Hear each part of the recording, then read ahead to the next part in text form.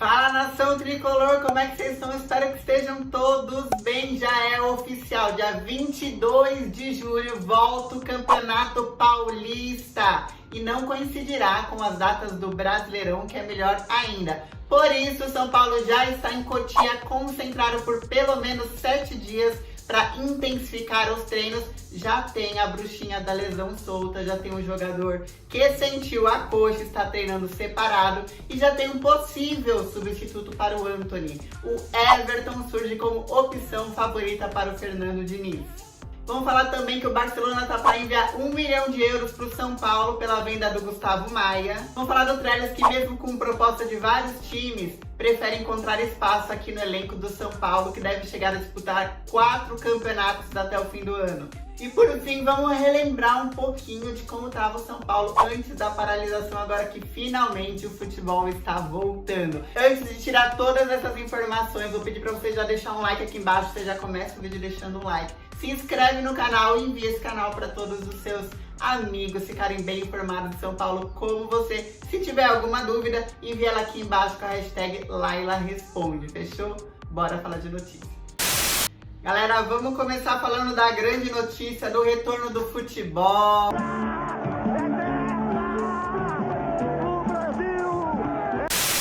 Aqui em São Paulo, finalmente, foi sofrido, mas agora já está certo. Em entrevista coletiva, o João Dória, do lado do presidente da Federação Paulista de Futebol, anunciou que dia 22 de julho retornarão todos os jogos do Campeonato Paulista. E o melhor, ele falou, olha, na nossa previsão, as finais irão acontecer até o dia 8 de agosto. Ou seja, no dia seguinte pode voltar o Brasileirão, que não tem problema, não vai coincidir a data. O que a gente pede é que simplesmente sigam o protocolo sanitário rigorosamente. Então a gente vai ter jogos com menos de 200 pessoas dentro do estádio.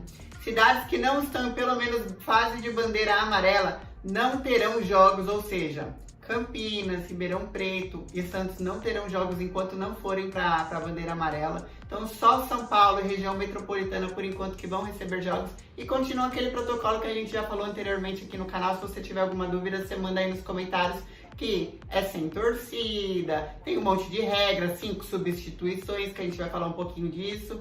Mas 22 de julho é a volta de São Paulo e Bragantino no Morumbi. E aí eu repito aquela pergunta que eu tenho feito nos últimos vídeos para vocês, agora com um contexto de basal.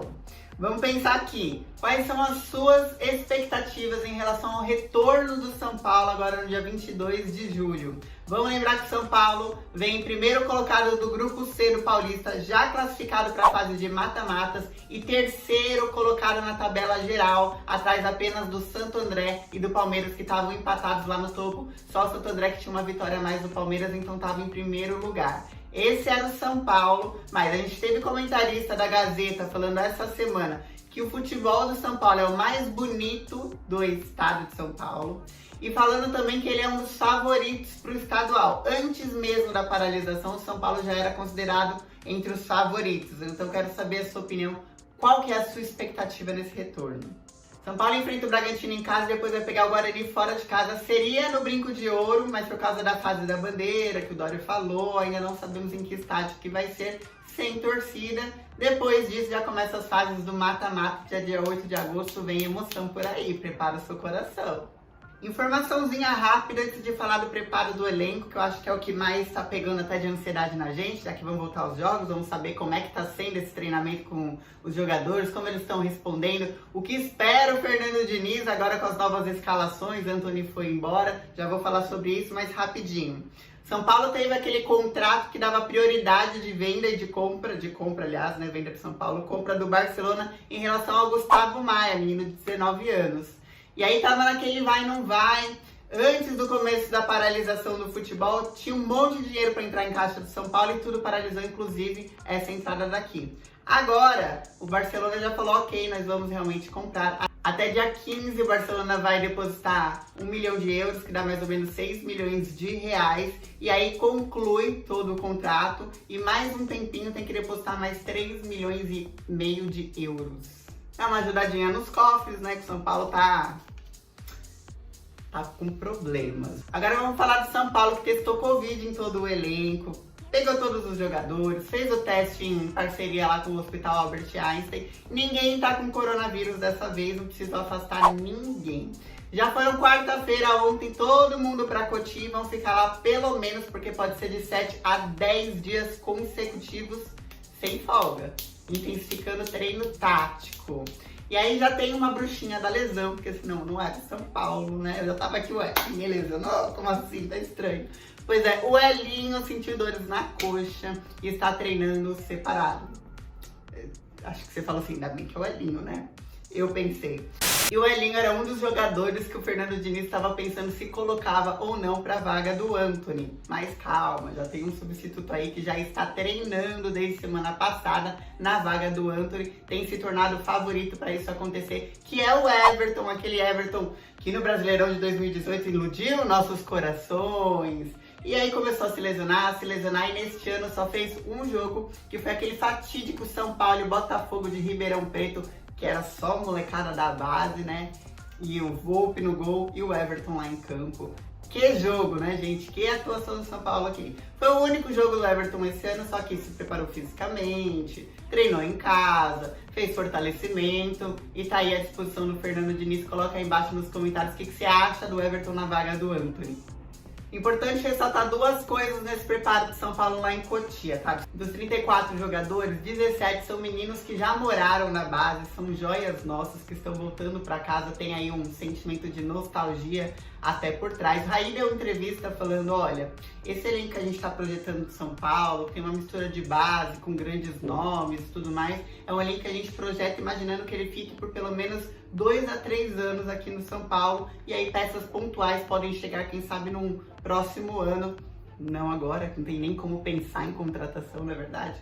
Mas 2 a 3 anos. Queria perguntar para o Raí se essa projeção dele de 2 a 3 anos já inclui a projeção de vendas, por exemplo, de Luan Eliseiro, que está nessa lista de vendas, ou de Igor Gomes, que tem proposta.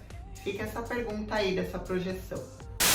Quem tá de fora de Cotia é o Valse e o Rojas. O Rojas ainda tá na fase de liberação, tá passando pelos últimos, não são bem exames, tá treinando com bola já, a equipe médica tá dando uma observada com cautela, vai assinar o contrato de renovação, mas pode acabar ainda se integrando ao elenco. Disse pode, não é certeza, mas pode, porque já é considerado que ele está pronto.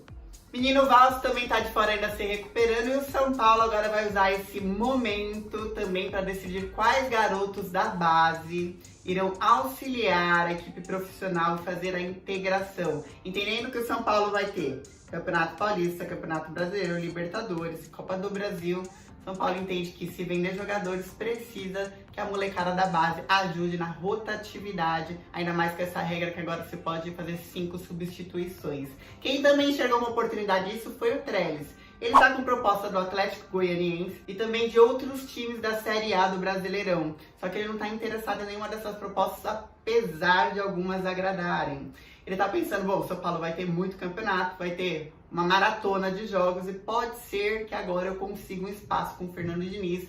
E aí, pessoas ligadas ao jogador falaram que durante esses 7 dias que vai ter de intensidade de treinamentos, ele pretende mostrar mais trabalho e conversar com o Fernando Diniz, que ele quer espaço no São Paulo, ele enxerga uma ascensão no time. Diz aí também, já falamos dele no último vídeo, mas você pode dizer de novo, ele quer ficar. Teria espaço Trellis com o Fernando Diniz?